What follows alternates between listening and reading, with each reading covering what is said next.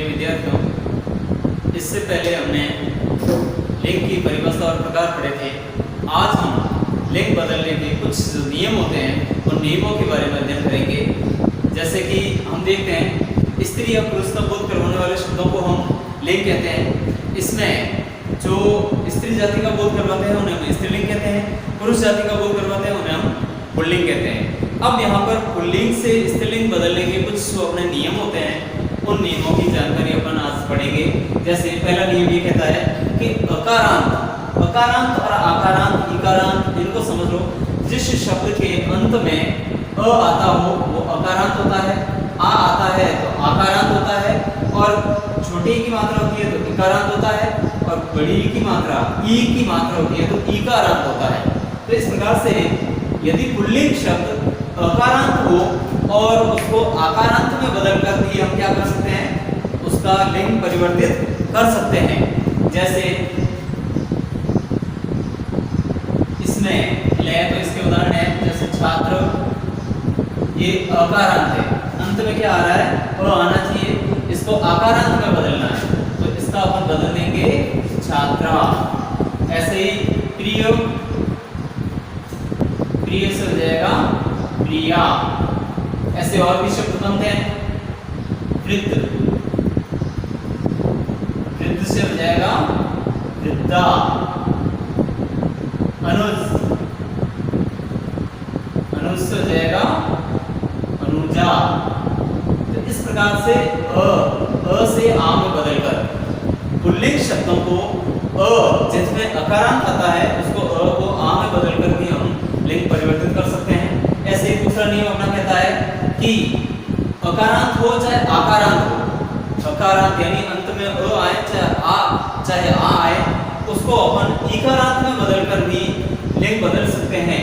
अकारांत हो या आकारांत हो उसको इकारांत में बदलकर लिंग बदल सकते हैं। जैसे इसके उदाहरण रूप में आता है लड़का, लड़का को हम लड़की, तो आकारांत को इकारांत में बदल दिया। ऐसे ही नर, नर से बनता है नारी, तो अकारांत इकारांत में बदल गया। ऐसे ही मोटा,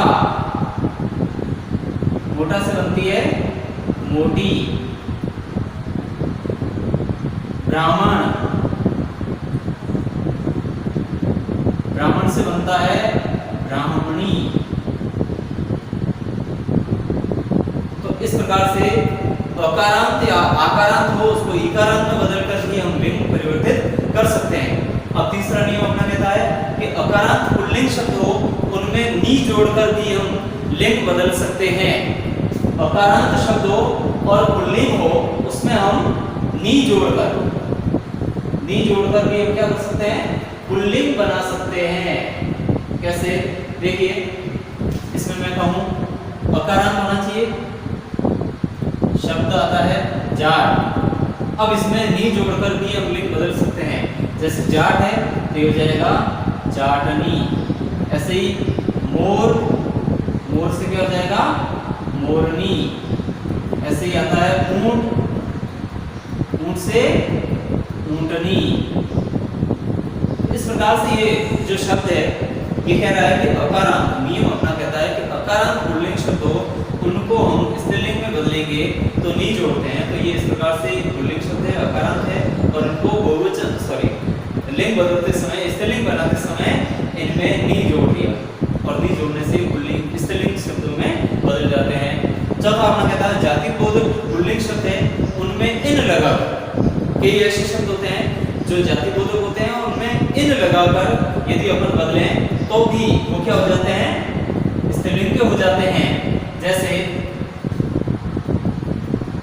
सांप, अब इसमें यदि लिंग बदले तो होता है सांपिन। तो यहाँ पर जातिबोधक पुल्लिंग शब्द है और उनमें इन लगाने से लिंग बदल रहा है, तो सांप से सांपिन। इसी प्रकार से नाग, नाग से बनेगा नागिन। इसी प्रकार से बनता है माली, इससे बनेगा मालिन।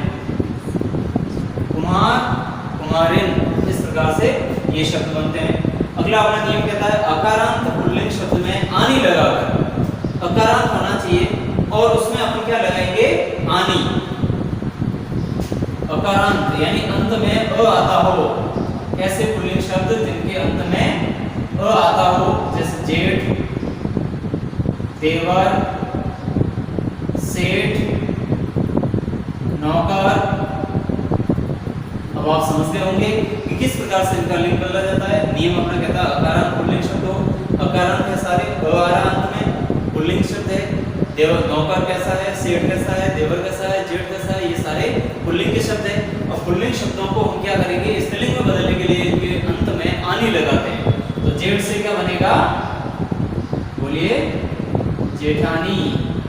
देवर से देवरानी, सेठ से सेठानी और नौकर से नौकरानी। तो इस प्रकार से ये अपने शब्द बनते हैं जो कि नियम नंबर 5 में होता है अकारांत पुल्लिंग शब्द, उनके पीछे आनी लगा करके हम लिंग बदल सकते हैं। अगला अपना जो नियम कहता है वो ये है कि जातिबोधक पुल्लिंग शब्द हो उनमें आइन लगाकर भी हम स्त्रीलिंग में बदल सकते हैं। जातिबोधक शब्द हो और पुल्लिंग के हो उनमें आइन लगाकर भी हम लिंग बदल सकते हैं। कैसे, जैसे नाई है, तो इसमें क्या लगाएंगे अपन, नाइन, ये नाई था। अब इसमें ये होता है इकारांत होता है तो उसको इकारांत में बदलना पड़ेगा, क्यों, क्योंकि आइन है। तो ये नाई से नाइन, पंडित से पंडित, ये बन जाएगा पंडिताइन, आइन, यहाँ पे भी आइन, इसमें भी आइन।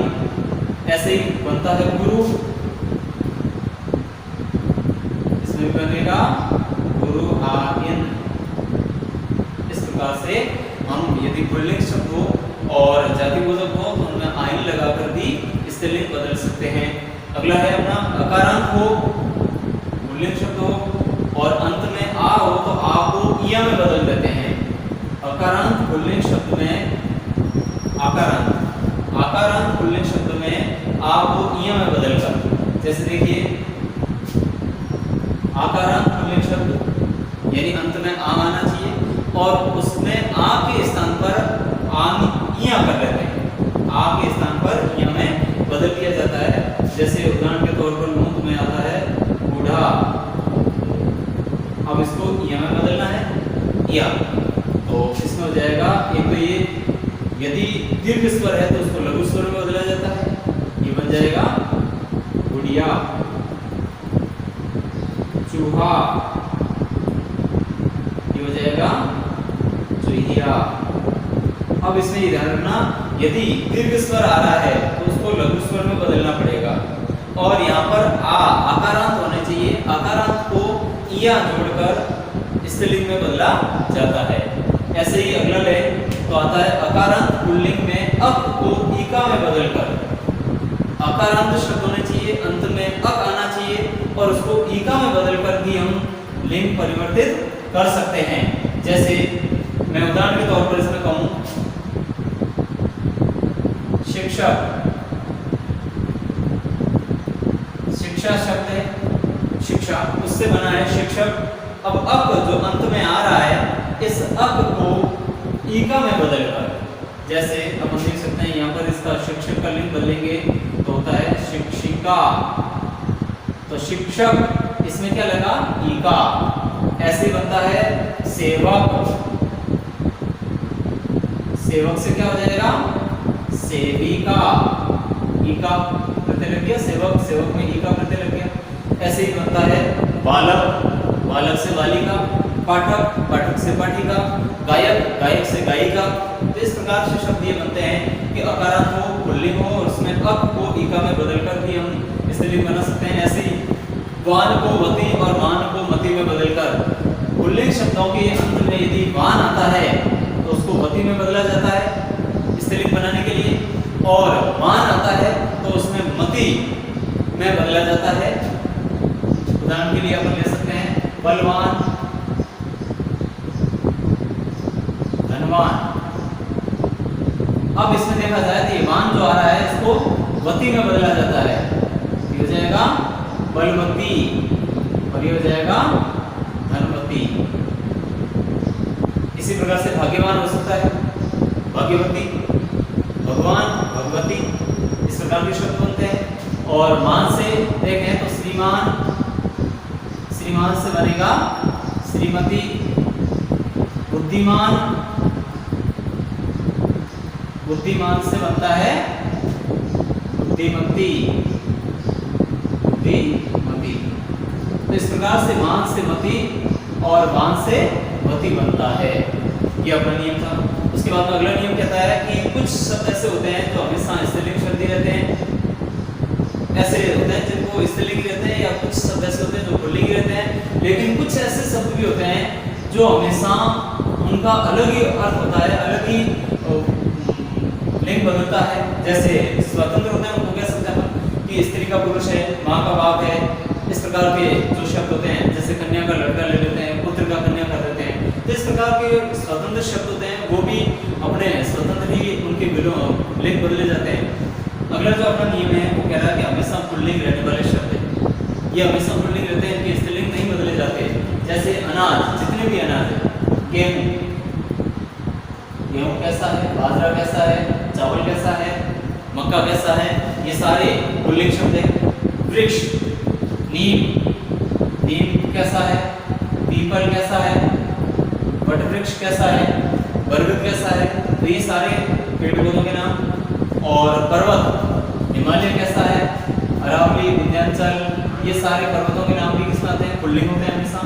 धातुओं के नाम, सोना कैसा है, तांबा, लोहा, जस्ता, शीशा, ये सारे पुल्लिंग शब्द होते हैं। इसी प्रकार से द्रव, जल कैसा है, दूध कैसा है, जल है, दूध है, घी कैसा है, तेल कैसा है, ये सारे पुल्लिंग शब्द हैं। इसके बाद में आता है जैसे ग्रह, ग्रह यानी पृथ्वी को छोड़कर, पृथ्वी एक स्त्रीलिंग शब्द है, बाकी सारे पुल्लिंग में आते हैं। जैसे सूर्य ग्रह है, राहु एक ग्रह है, चंद्र एक ग्रह है, गुरु एक ग्रह है, तो ये सारे पुल्लिंग शब्द आते हैं। और ऐसे ही महीने, महीनों के नाम भी, जनवरी, ये अंग्रेजी महीने नहीं, भारतीय महीनों में जैसे देखें अपन, और अंग्रेजी महीनों में भी कुछ पुल्लिंग और कुछ स्त्रीलिंग होते हैं। जनवरी कैसी है, या फिर फरवरी कैसी है, मार्च कैसी है, कैसा है।